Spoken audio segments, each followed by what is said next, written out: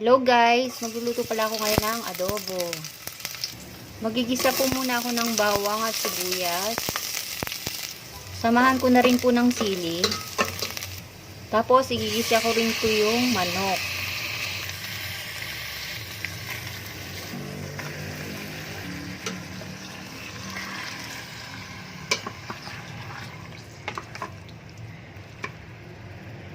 Tapos lalagyan ko po ng ground black pepper, chicken cubes,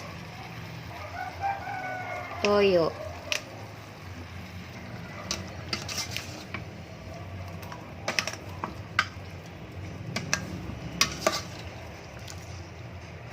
Maglalagay din po ako ng asukal.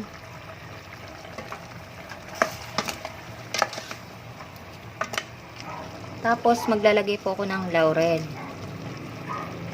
suka, at konting tubig.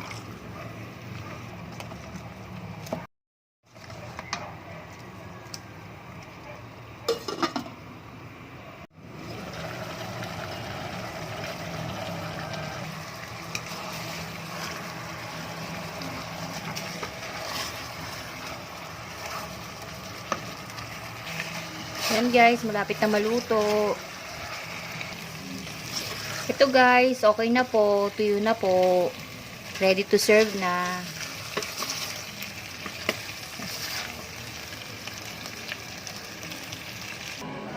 Ito na guys. Ang aking adobo. Thank you for watching. Bye!